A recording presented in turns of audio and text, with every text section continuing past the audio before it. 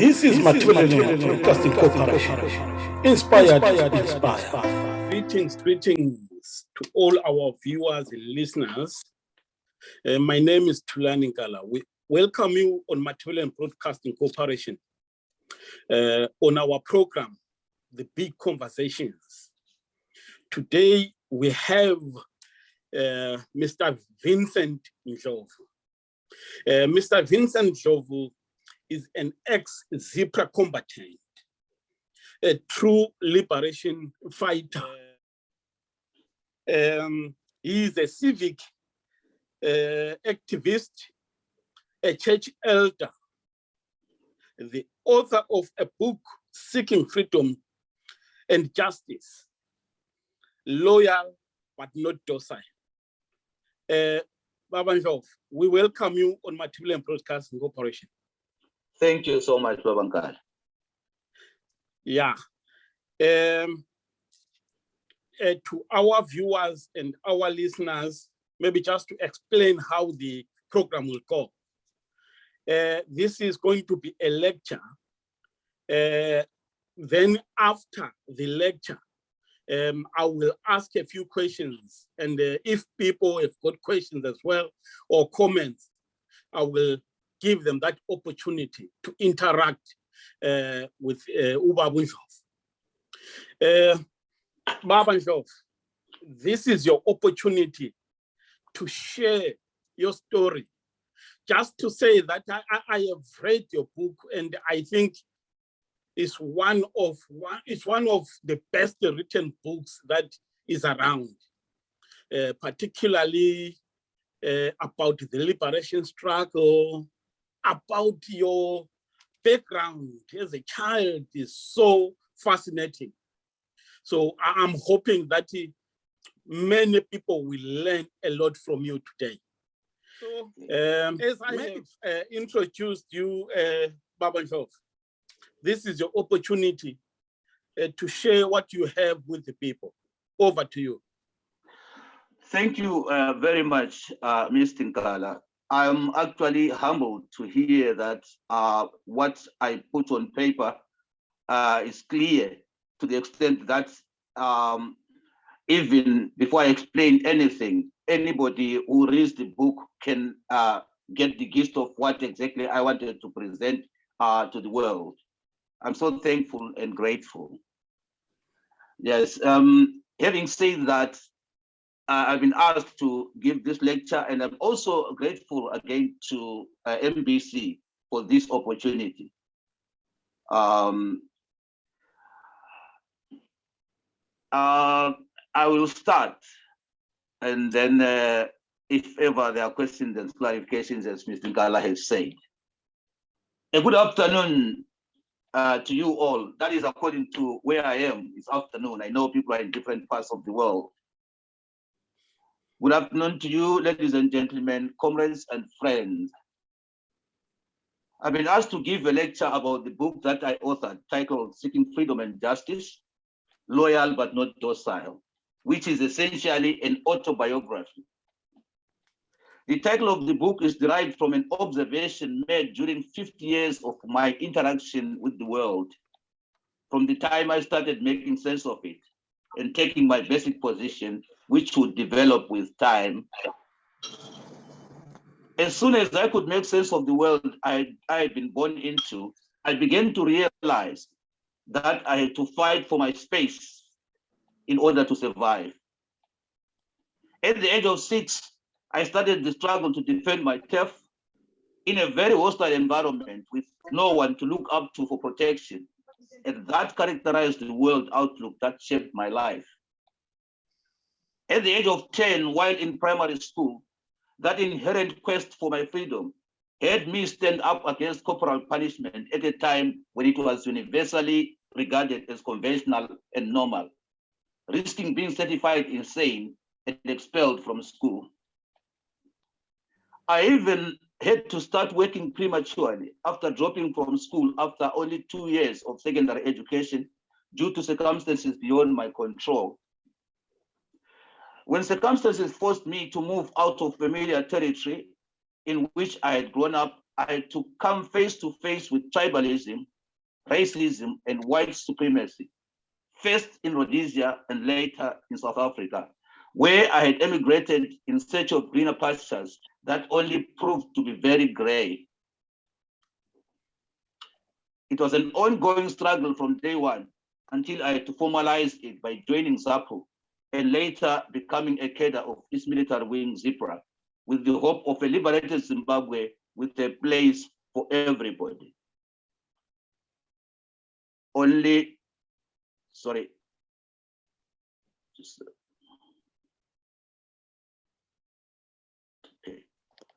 Okay. It was an ongoing struggle from day one until I had to formalize it by joining ZAPU and later becoming a cadre of its military wing, ZIPRA, with the hope of a liberated Zimbabwe with a place for everybody, only to be granted political independence with no freedom at all after the Union Jack had to be raised again for the 4 months leading to Independence Day, to be replaced by the current Zimbabwe flag. In the 672 pages of this book is a life history that spans the liberation struggle and the struggle after liberation that is told by the freedom fighter himself, which makes it that side of the story that has not been told before. In the course of this 50-year journey, I had to meet and interact with people, some of whose names it is impossible to leave out and still write the truth. In my quest to state a balanced perspective, I've also quoted a lot from the other side, and in all cases acknowledged the source as much as I could. Written with all the bias expected from an autobiography, it is with great respect and humility that some names of those who have kept me company at different stages of this journey that I'm still traveling are mentioned even without their consent. For those who are no longer with us, may their souls rest in peace, and their relatives understand that there is no malice intended at all against any name mentioned, but all is in good faith. The book that covers my childhood, my education, my work experience, the liberation struggle, the false start to independence, to the independence of Zimbabwe, the post-independence upheavals, which entailed persecution, torture, imprisonment, and abandonment, has 46 subtitles that I've decided to enlist for presentation to this audience as clues to relevant questions and clarifications later on. These subtitles are in the following order from the beginning to the end of the book. Let's pay attention to the subtitles that entail this book so that when we ask questions, our questions will be informed. The subtitles are in the following order. To a village, a child is born. 8 audacious years of primary school.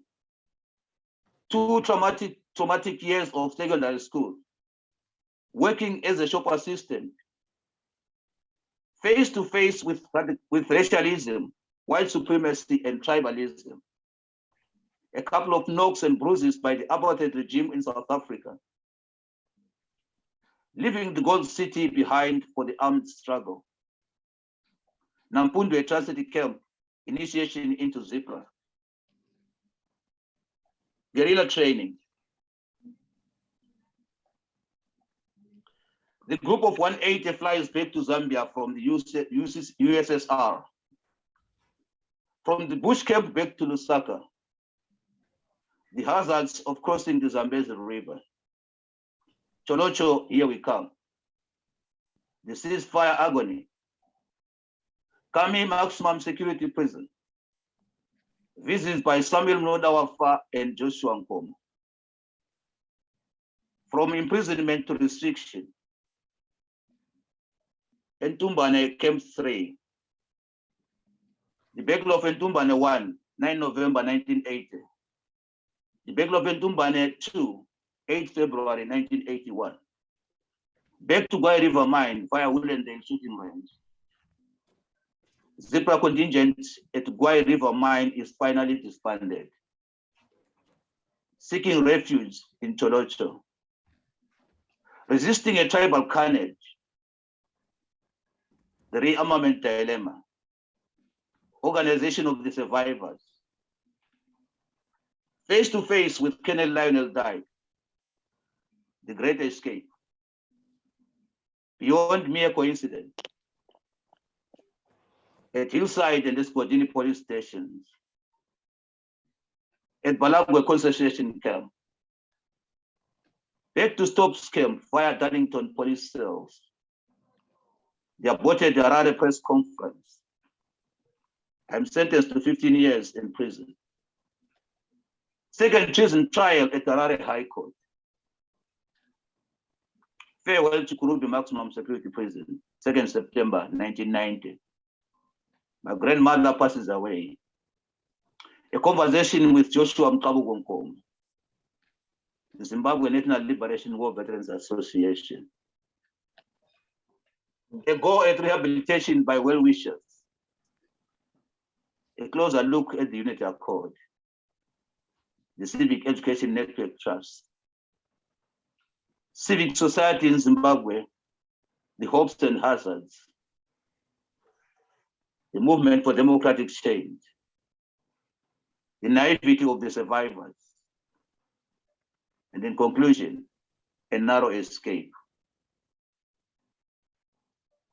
These subtitles can be books on their own, but I made them subtitles of this one book.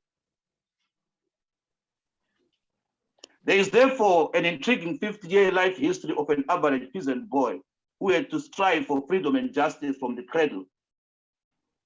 This struggle that I seemed to have been born to fight became evident at my first cry, so I am told, and thereafter became part of my life that saw me become an enigma in the village in which I was born at the tender age of 5.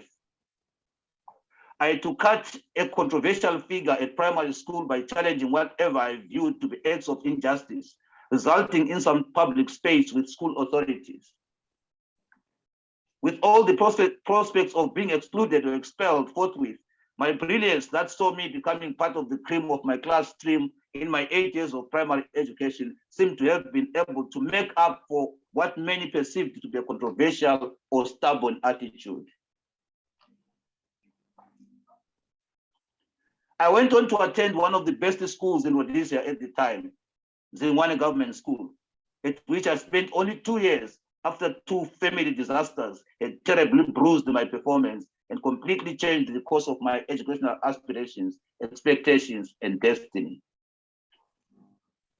This situation that coincided with the transition from being a teenager to a man did not help my case at all, as what followed became just a series of events that shaped my approach to the working environment and relations, first in Rhodesia and then in apartheid South Africa in the early 70s. Having lost none of my combative approach against any form of injustice, I had to sustain a few physical as well as psychological bruises from the respective colonial systems. The perennial persecution became a recipe to join the liberation forces, and in 1976, I had to answer to the call by crossing into Zambia via Botswana to join the Zimbabwe People's Revolutionary Army, ZIPRA, under which I fought the war till the ceasefire in December 1979 that led to the independence on 18 April 1980. Sadly for me, the independence meant surviving 2 treason trials, one in Bulawayo in 1983 that gave me a 15-year jail term for which I served 7 years up to September 1990, and the other in Harare in 1988, which I had to attend as a serving prisoner. And I would like you to note that this was after the signing of the Unity Accord. Even after my release by way of a presidential amnesty, I could not stand the injustice that still dominated the lives of citizens. And in no time, I had occupied my niche in civic activism and again provoked the ear of the status quo as it decided to see my activities as subversive its subversive regime change antics. I had to soldier on until I had to move to the United Kingdom in 2005, from where the struggle for social justice still continues, although under very complicated circumstances that are a combination of institutionalized tribalism and a runaway economic meltdown. In the 60+ years of a life of struggle against social injustice, wherever and whenever, I've always remained loyal to the cause, but never docile. Thank you very much. This is in brief what the book is all about. For the details, yes, you can get your copy. Thank you so much.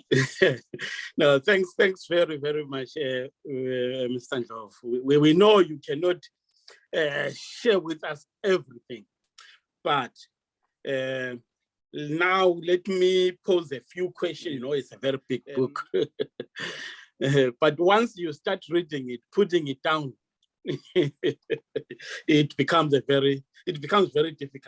Thank you. Yeah, Mr. Ndlovu, what is interesting is how you have first reacted to systems of injustice throughout your life. But maybe before we dig deeper into that, there was a time when you were in Bulawayo, when you say you were first with the tribalism.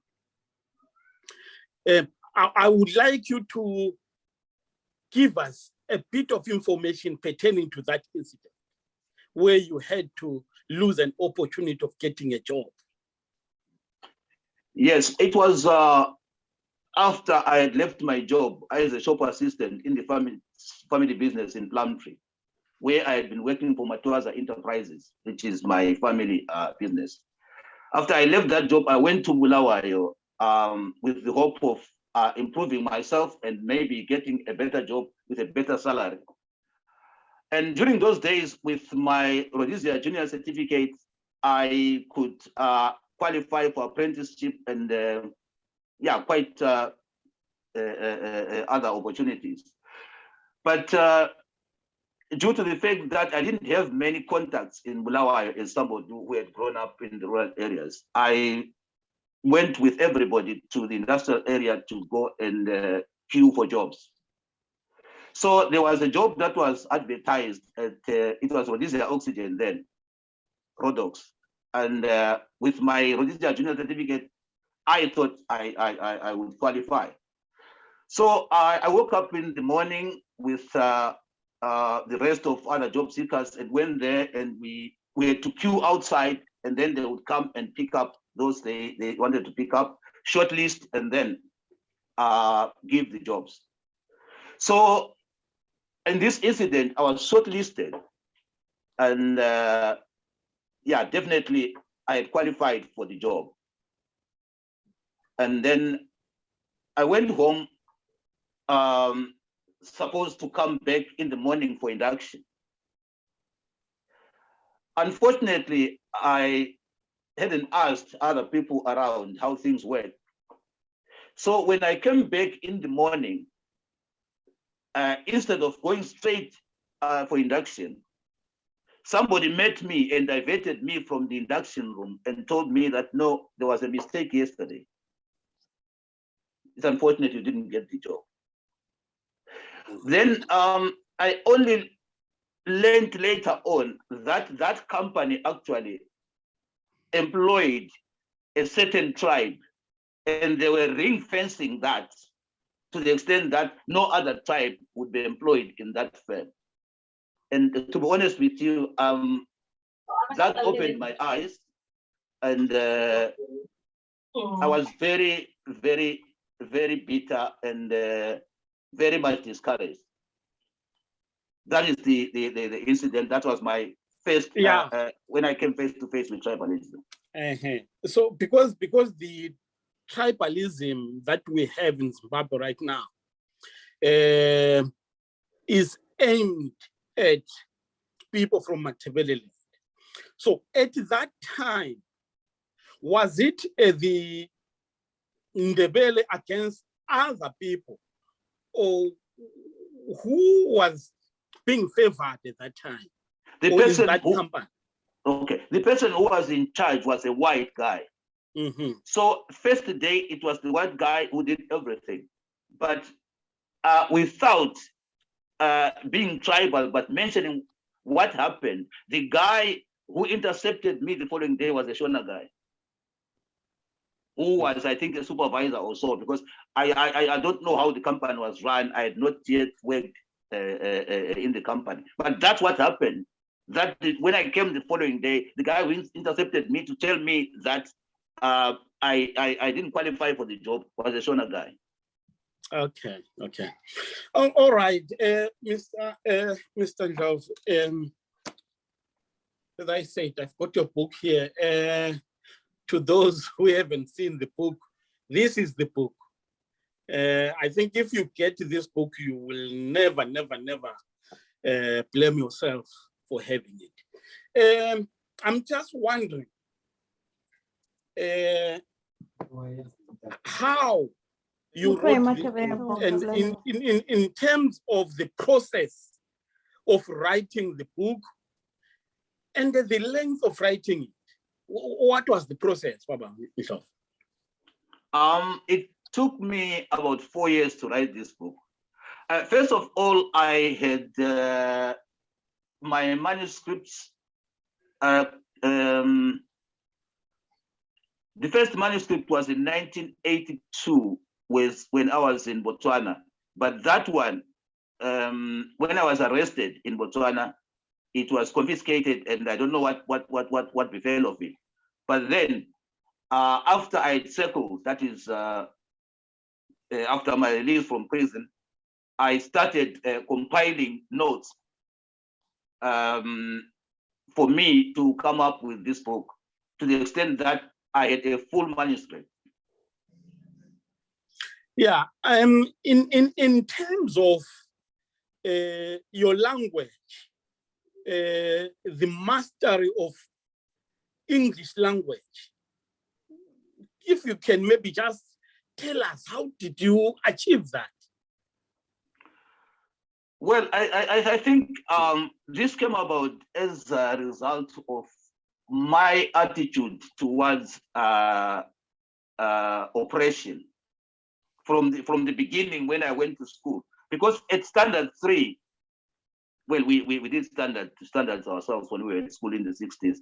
Because at standard 3, I would argue with teachers, actually, in terms of English language. So it's something that, and by the way, my mother was a teacher, and she didn't like me becoming number 2, although it didn't happen the way she liked it. But I think it's something really that developed out of my hatred for oppression anyway, even in the family. Because yes, the way you write is so excellent. Thank you. Okay. When you were young, you grew up under the care of your grandmother. Yes. She seems to have had a significant impact in your life. Can you just maybe briefly tell us about her and your relationship with her? It was due to the fact that my mother was a teacher, and my father was not well. My father was not well, so my mother was a teacher. So most of the time she was not at home. So I had, from a very, very tender age, to be brought up by my maternal grandmother. She was an authority of her own. In the 60s, it was not easy to find a woman who had her own head of cattle, who managed her own affairs like my grandmother did. And she had never seen the door of a classroom, but she was somebody who was very, very confident of herself. My grandmother, every season of the year, she had something to do to sustain us. And I realized later in life when people in positions of authority, like the village head, the headman, they used to come and talk with her. It's only later on in life that I realized that she was an advisor of sorts. Mm-hmm. And one thing that I never forget is the day I left home going to South Africa. Mm-hmm. I got out of the gate, and I think she remembered after I was out of the gate. She came to the fence and called me and said to me, "Grandson, wherever you are going, anybody who is the size of your father is your father. Anyone who is the size of your mother is your mother. Go well." Mm. Yeah. No, from the book, she appears to be someone very special.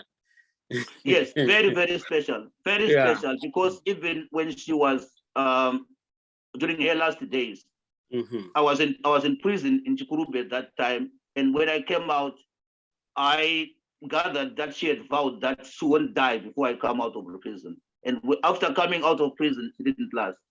Ah. Do you think, in a way, you have her qualities?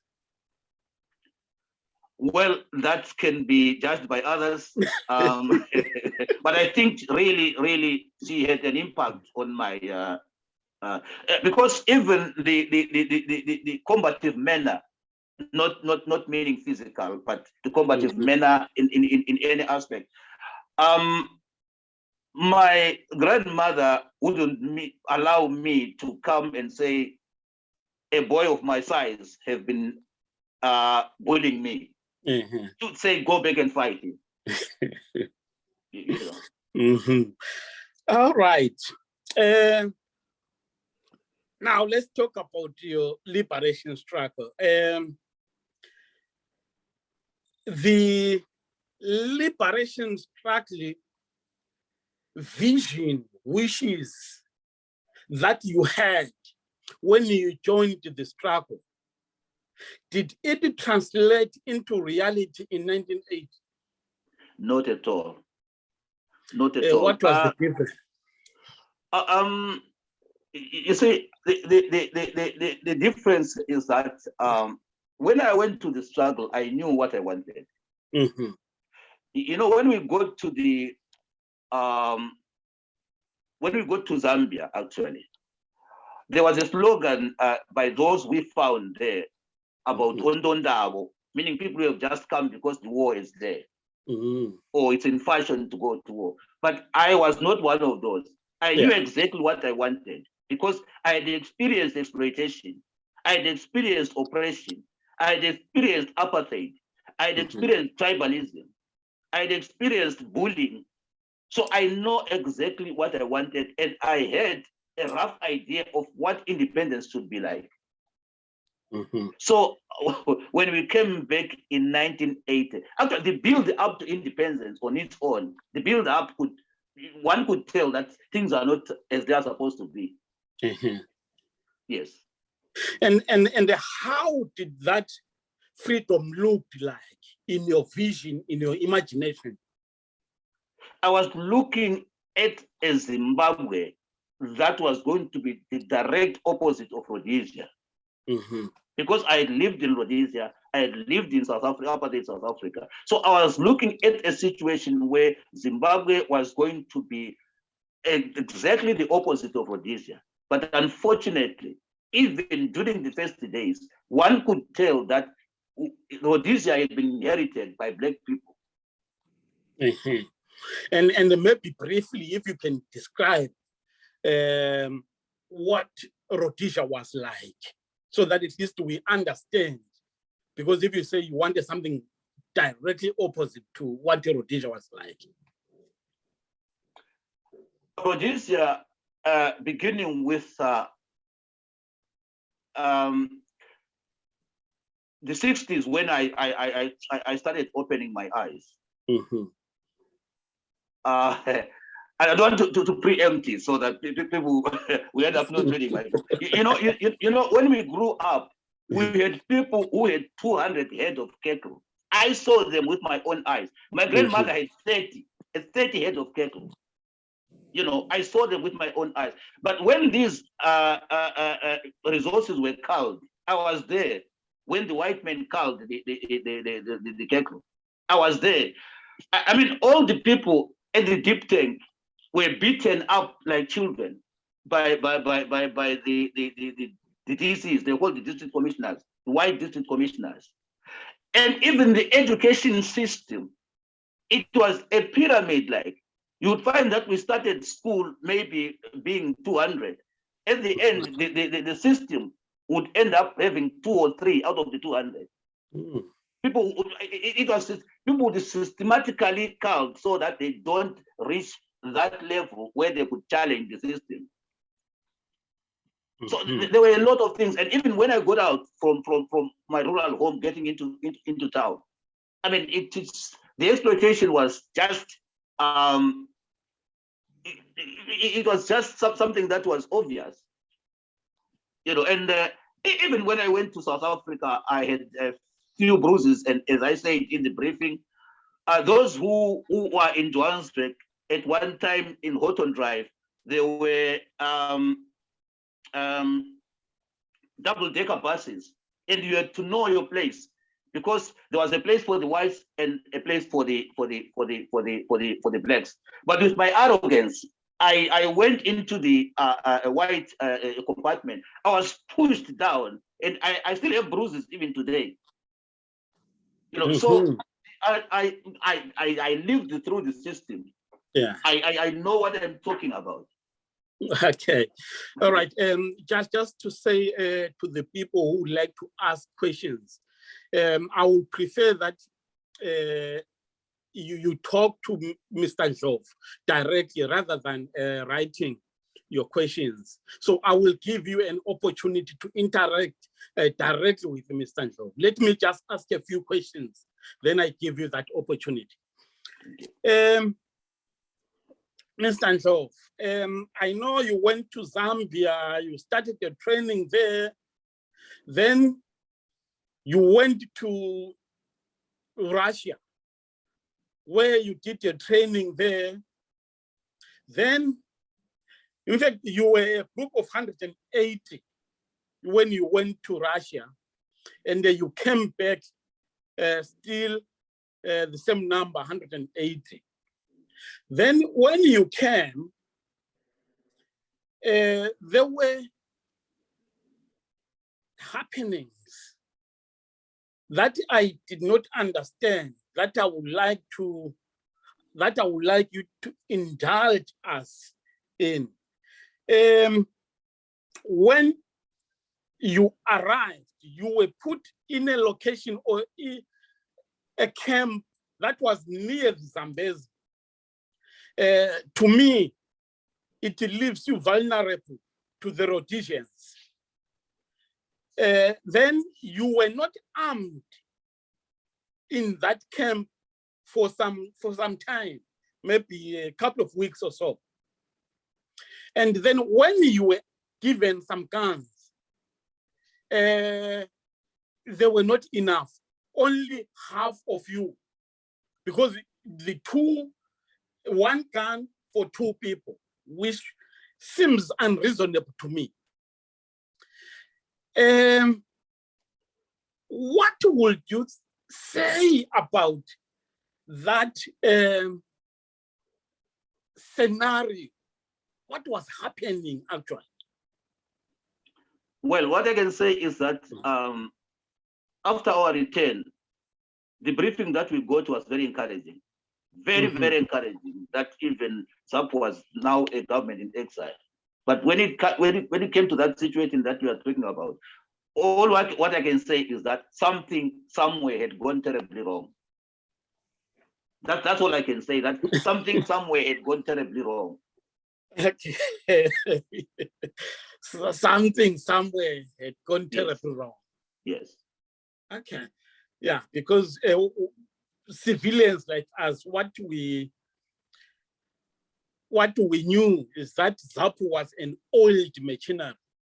So we thought that maybe the management, the commanders, everything was just superb. But from that incident, it got me thinking. Well, the struggle has its own challenges. Yeah. Yes, it is. It is. I mean, one wouldn't have expected the struggle to be smooth. Only that sometimes, like I said, that even writing a biography, there's a form of bias. So sometimes when people write about their own organization, there are certain things that they won't mention. Of course. Yes. Of course. But what I can say is that something that showed that something had gone terribly wrong somewhere. And maybe no wonder why Zapu and Zimpra were in the situation that we are in today. Mm-hmm. Yeah, maybe. Yeah, maybe because of your character, your vision, your intelligence, your understanding of the struggle. There were times when you want the leadership, particularly towards the negotiations, that if ZAP or ZIPRA doesn't negotiate at the time when they had that military power, then after that, that was going to be difficult. So would you say that the management or the military command or even the political leadership did not really understand what was going on, or they ignored what they were saying?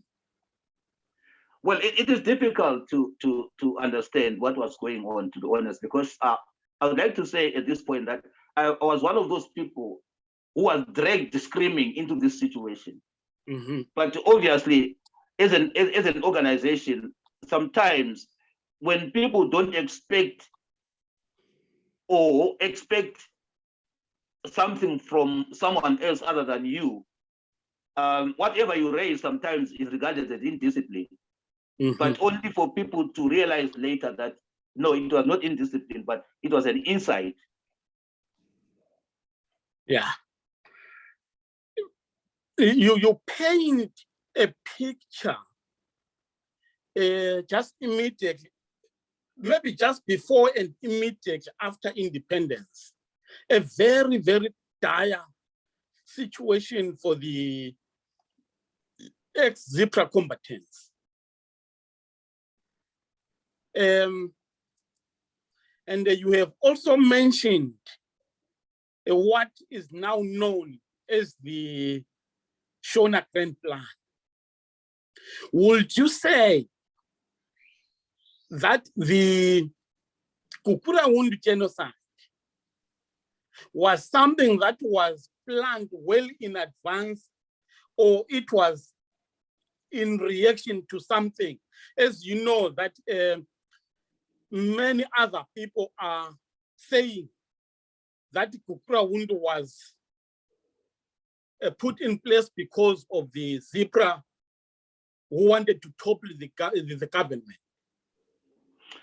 It is very unfortunate that the world believes that, and also most unfortunate that even some former ZIPRA believe that. Mm-hmm. Because if you tell me that Kukura-Wundu was a reaction to, well, they say it was a reaction to the so-called dissidents. That's what they say. In other words, you mean to tell me that Morogoro didn't happen? You mean to tell me that Mgagao didn't happen? That's what you are telling me if you say Kukura-Wundu was a reaction to ABC. Mm-hmm. I mean, and we talk of this grand plan, which was in 1979.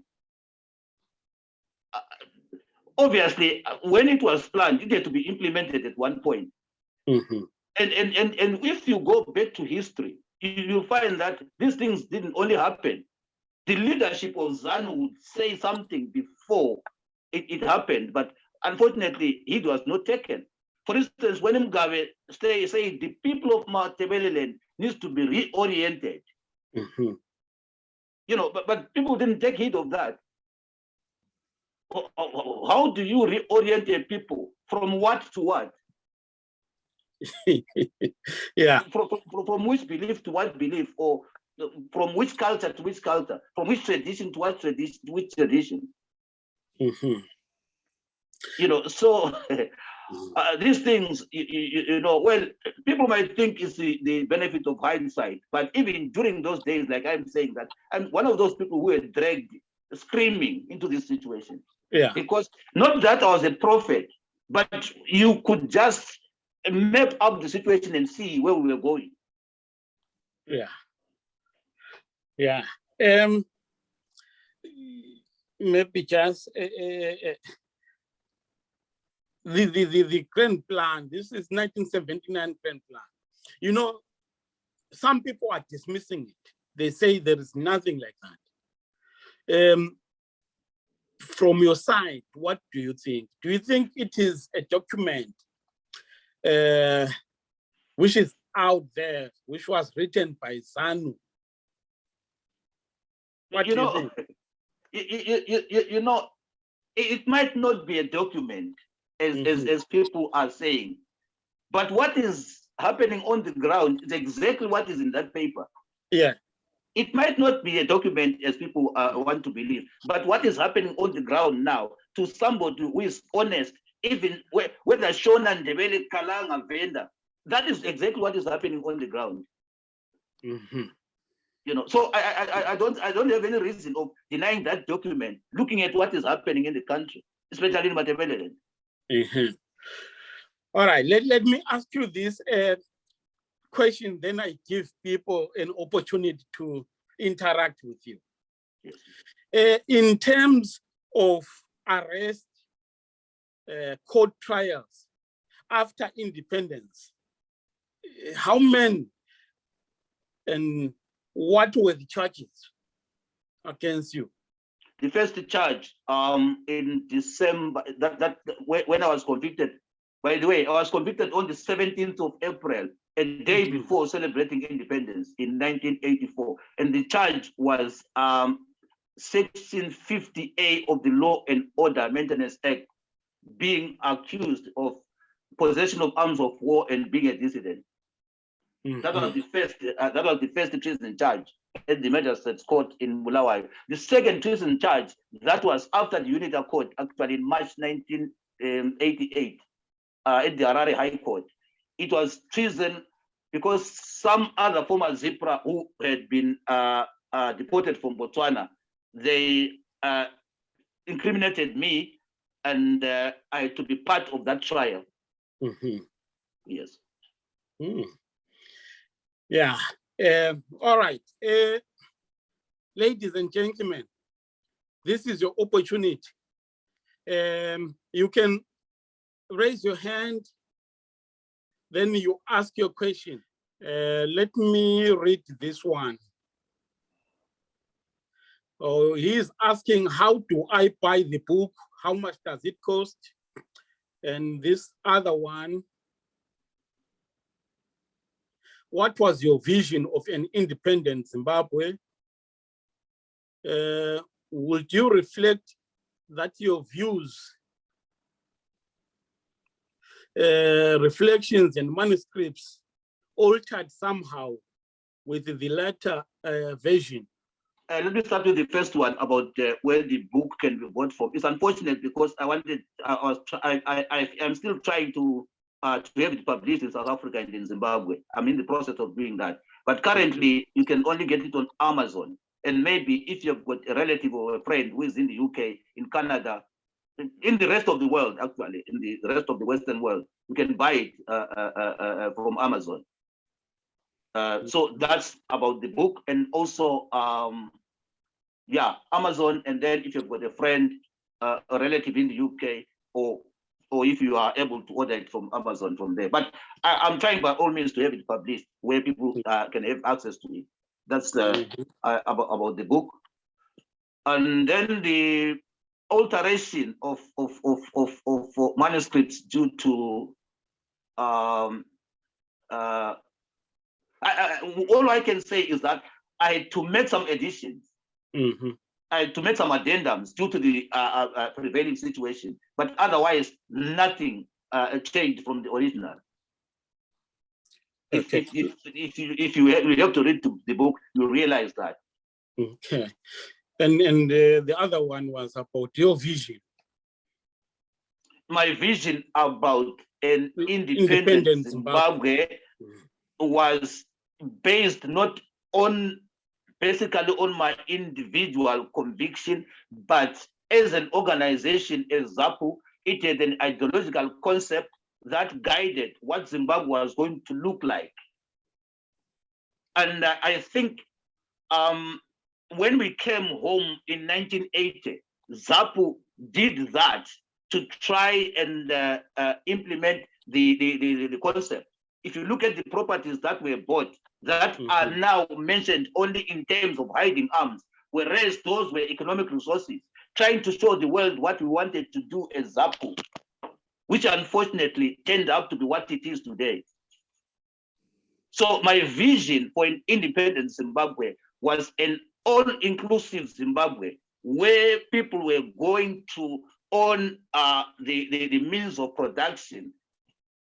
And even that, if you look at how ZAP wanted to approach the land issue, let me say this, if people maybe don't understand, because there are a lot of things that have been said and a lot of things that are happening.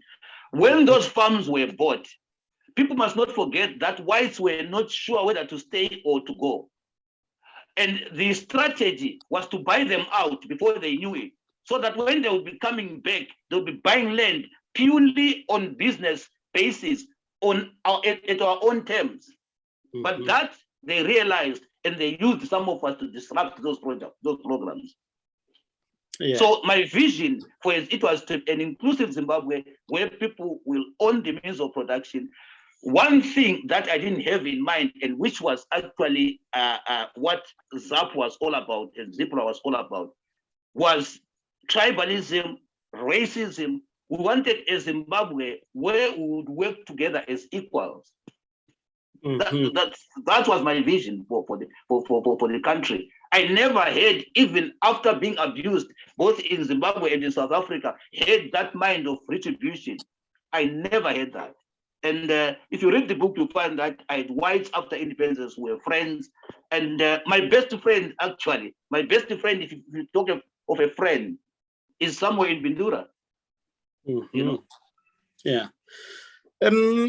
Considering that at independence, the government implemented this system of tribalism, do you think there is still a chance that a unified country or nation can be a possibility still? What do you think? If you read the book towards the end, you'll get the answer. But what I can say is that it will take a brave leader or brave leaders to reverse the institutionalized tribalism to remain with Zimbabwe as a unitary state. Well, some people think it's daydreaming, but I don't know whether people study histories of other people. For instance, recently, the Rwanda thing. I'm not trying to be sensational here. I'm talking about how history pans out if things are not handled properly. Because you will never suppress a people. That is impossible. You can do it for a time, but not forever. Okay. Do we have questions? Anyone who would like to ask? Sometimes I know it's difficult to raise a hand. You can talk. Hello, Baba. Sorry, I'm trying to book and sorry, I put questions on the platform. Okay. My name is Angela Stuve, and I am one of the women that benefited greatly from the gains of the struggle. So I would like to thank you, Baba Ndlovu, and all the other people that fought for us to be in a better place. I was the first DA in Matabeleland. I was the first woman DA in Matabeleland.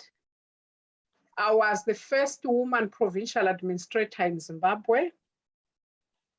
And I don't think those things would have happened pre-independence. So I'm just saying this as a precursor, because I feel that ZAPU liberated us. I also worked Misasebu Governor's Office. I worked with a few governors. I worked with Welshman Mabena. I worked with Jivan Masego. I worked with Mudenda when I first joined. And Mzileti Zwelibanzi, who was also an ex-combatant himself. So I really learned from the best, and I'm grateful for that. I think, so I've asked the two questions there. Unfortunately, I took your book to read when I went on holiday in America, but I was dispossessed of it before I could read it. So I haven't read it. But I suppose my questions are, you've partly answered it. I think the gender issue, talking about your grandmother. And also, I think I'm curious about the women in the struggle and how you interfaced with them and how you feel that they've panned out, things have panned out for women emancipation or women gender mainstreaming in Zimbabwe, and what you think, has perhaps been different from what the vision of ZAPU and ZIPRA was on women and on gender mainstreaming. Thank you. Okay, over to you, Baba Ndlovu. Okay, Ms. Dube, thank you very much for acknowledging that ZAPU did the best it had to do. In terms of women empowerment, when I did my basic training in Zambia before I went to the USSR, we had women in our training, and I think our group had the biggest number of women than any other group that was before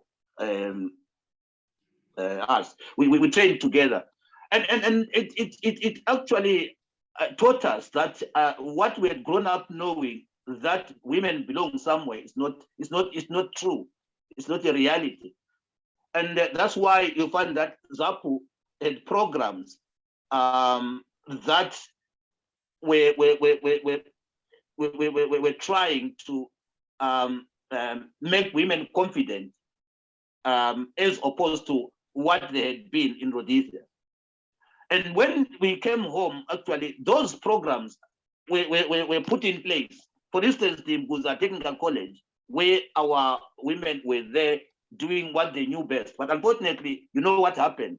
That Gugura Wundi went there and disrupted the project. When the whole thing became national, whereby it was no longer ZAPU detecting terms, I believe those women that had been trained by ZAPU didn't fulfill the potential that they were supposed to for the development of the country. And gender mainstreaming, as you are saying, it ended up being taken over by liberals.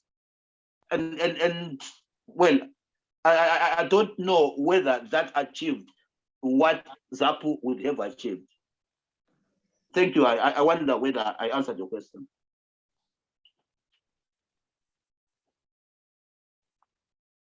Mama. Sorry, Baba, I muted myself. Thank you. Yes, I think you did answer that. I suppose my other question is now, I'm quite sure that you have dealt with it, but like I say, unfortunately, I haven't read the book. Is the issue of where are we going then with economic empowerment of the people? Because I can see the poverty that is there now. I don't think it was ever ZAPU's plan, and it was never even in our wildest dreams that we could see the level of poverty and corruption and all the wrong isms that we're seeing now. So yeah, maybe did you comment about such things in your book, or is it something that you can offer reflections on? Yes, I thank you, Ms. Dube. I think I did comment about all those things. But for a people, you ask for the way forward. For a people to develop, there should be unit of purpose in the first place, and the roadmap to where we are going as a nation. But as it is, Zimbabwe now,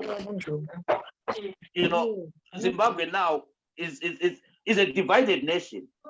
Whether we like it or not, that is what is there. I mean, the media can try by all means to paper things here and there because maybe it favors one side of the story. But we are a divided nation, and it's very, very difficult to gauge where we are going. First, people have to be united. I mean, it's a simple concept, really. Even if you look at the ants, how the ants work to build an anthill, there has to be unity of purpose. But as it is now, it is as if the main elephant in the room is institutionalized tribalism. It discourages other tribes. You know, it not only discourages them, it denigrates them. You know, and so it's very difficult. Even people with who have the potential to contribute towards the development of the country, they don't have that opportunity. And some have even given up.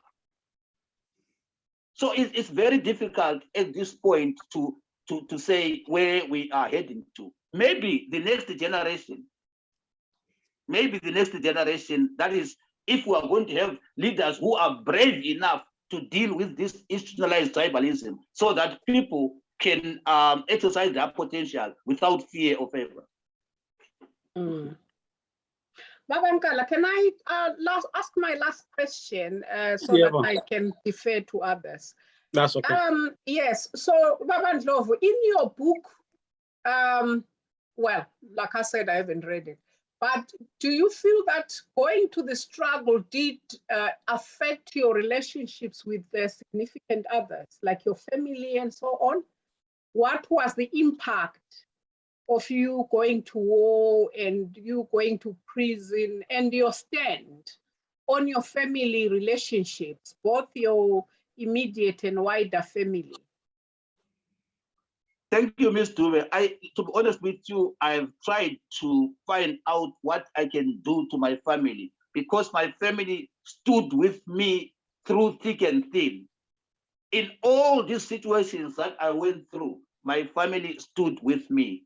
Not only because maybe I'm born in that family, but just because most of them are conscious people who understood. Maybe it's like Mr. Nkala said, it's the heritage from the grandmother and my mother also, because she was somebody who was a community person, a community leader in her own right, and somebody who was conscious, who was not doing things because they are fashionable, but who was doing things because they are supposed to be done to assist the community and the society at large. My family relationships were never touched. They remained intact. And also maybe partly because I understood my situation. And when I came home, first from the struggle and then from the prisons, the various prisons, and all these situations where sometimes they thought I was dead. When I came, I knew my place and I knew how they felt. So I knew how to handle it. And I found that they were ready to accept me. My family is intact. Thank you.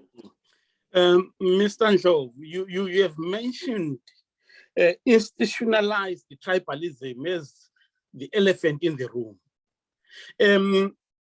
Maybe taking from other countries, what has been your experience in terms of how they have dealt with institutionalized tribalism or any kind of schisms.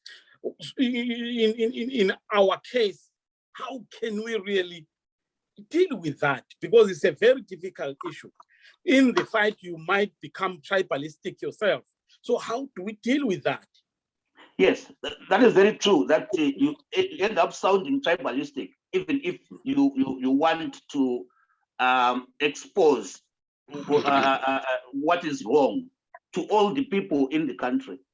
But you end up sounding tribalistic because that is a base that has been laid.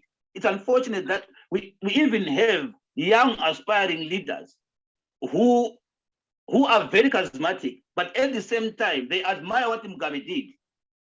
It's a paradox. It's a dichotomy. It's very painful, to be honest with you. So the way to deal with it, first of all, the genocide has to be solved. There's no other way.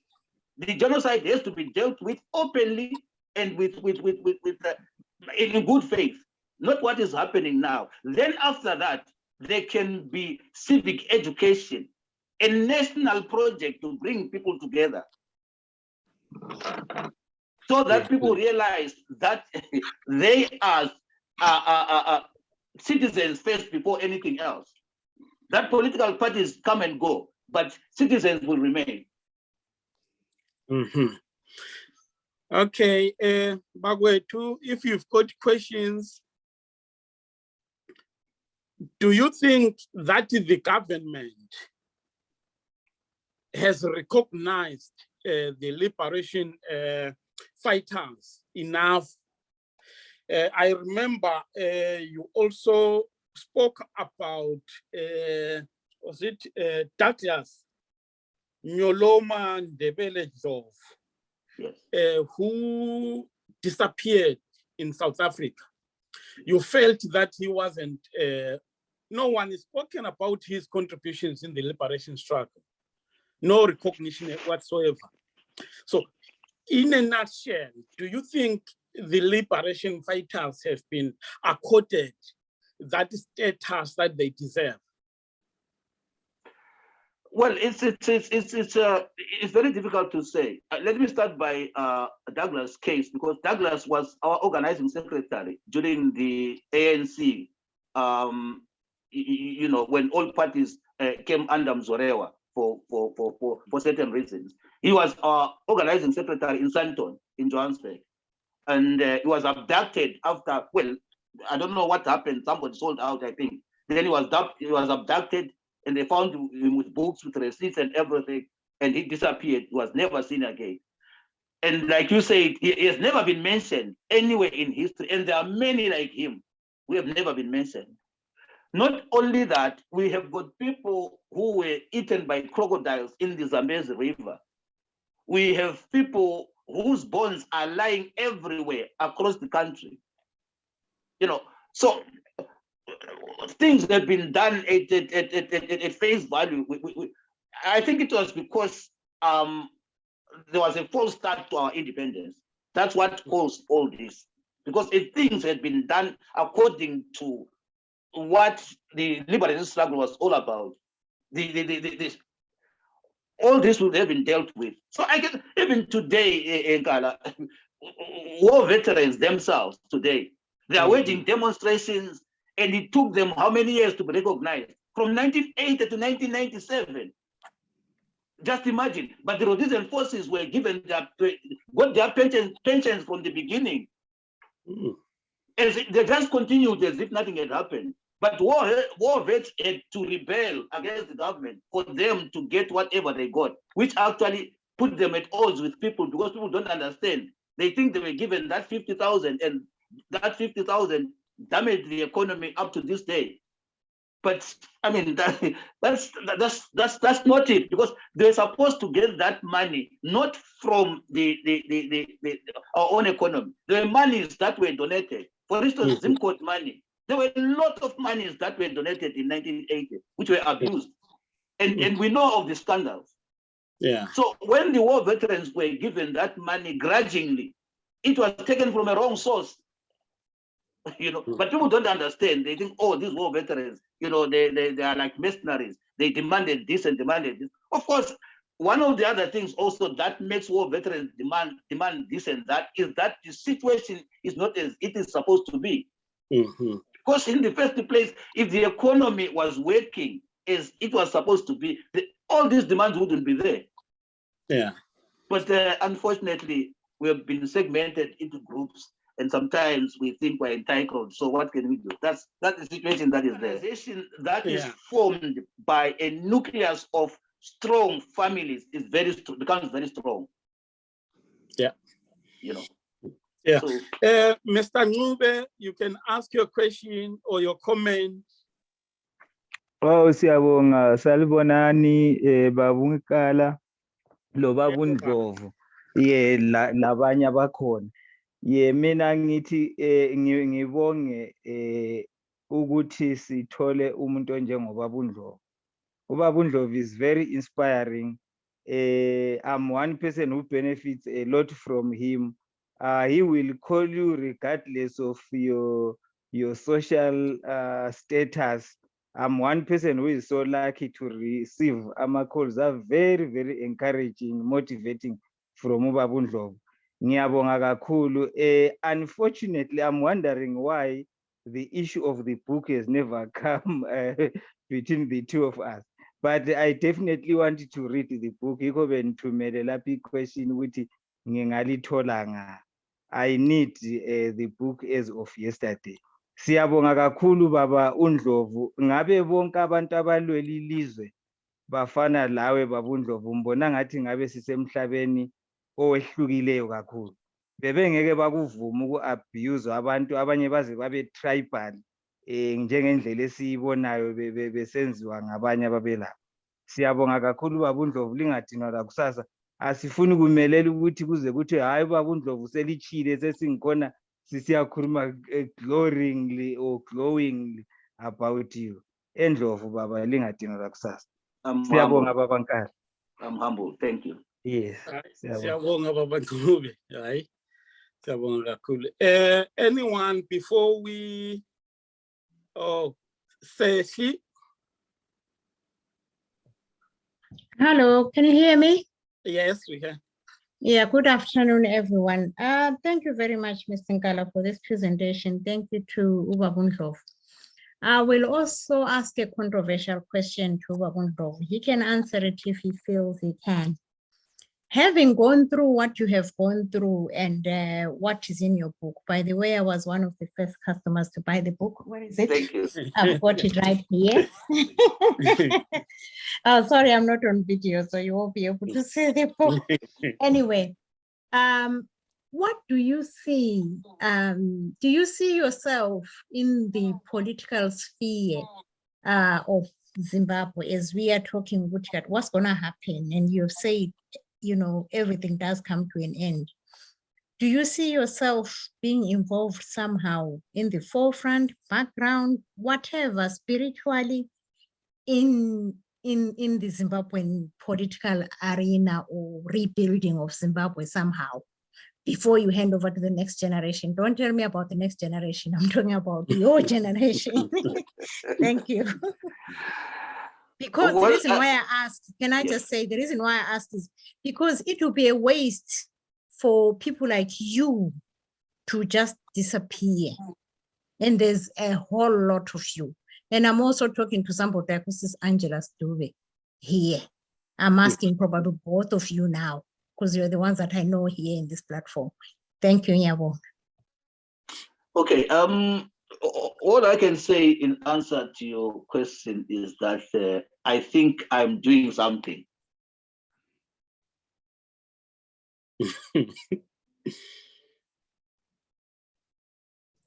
Okay.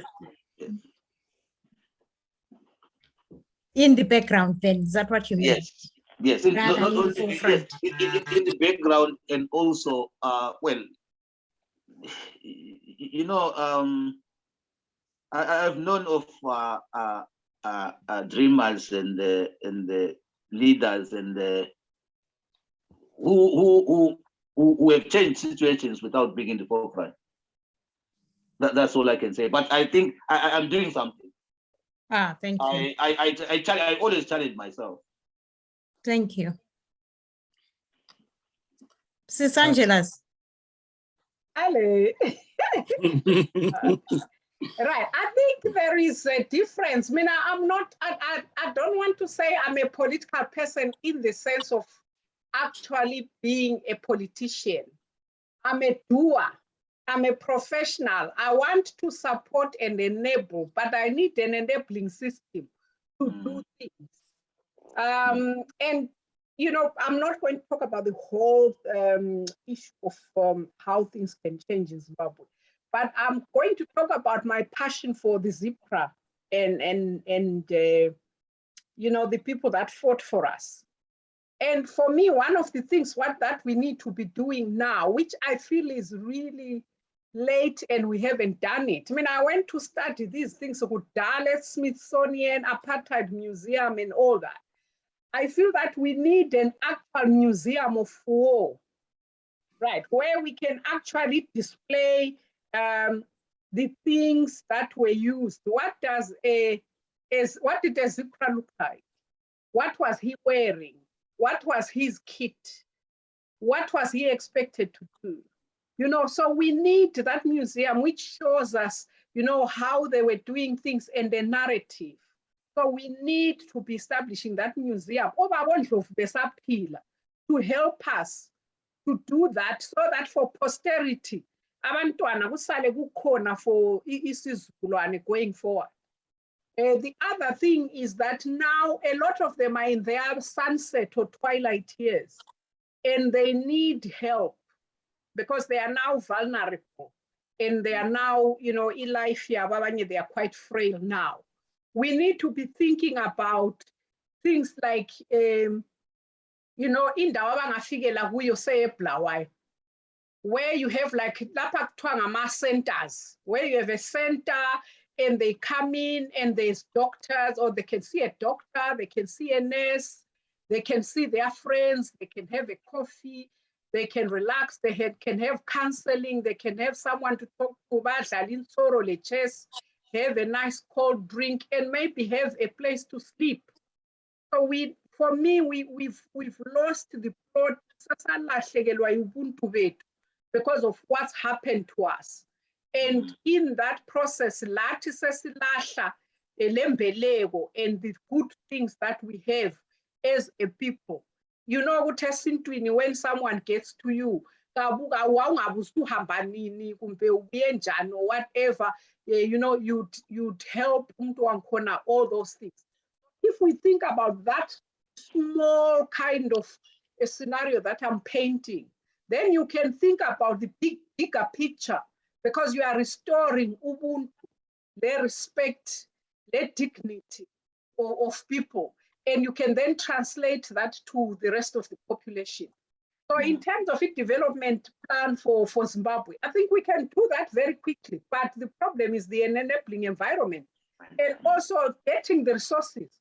I mean, to think we got 15 billion yadliwa. Huh?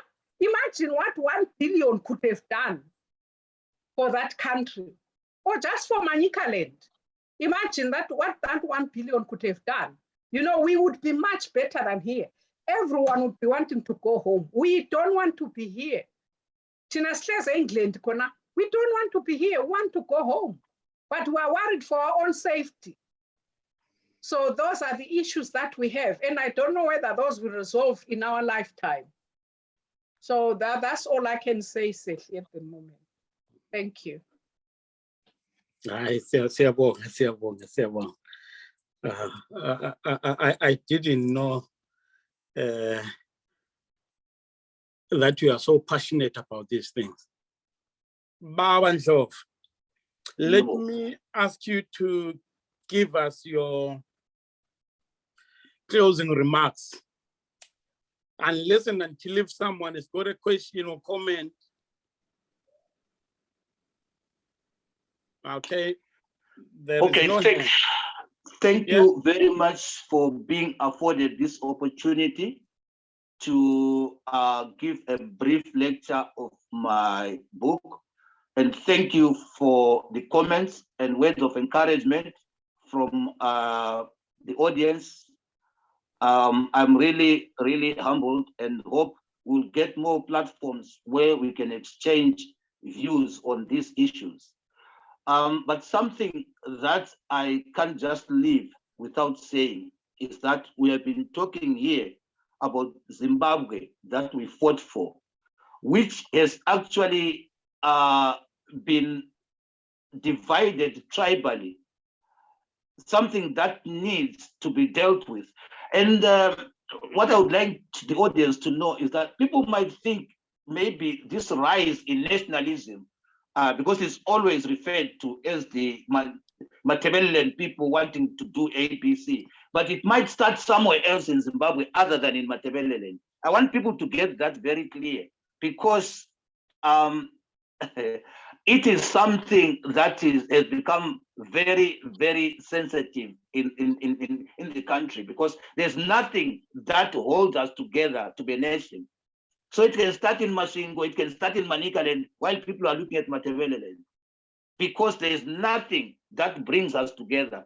As my sister was talking about an enabling environment, the environment is not there even for professionals, simply because when they get to where they've been employed, they're told, oh, okay, we are, thank you very much for the degrees that you acquired, but that's not the way we do it here. Already there's frustration before you even start working.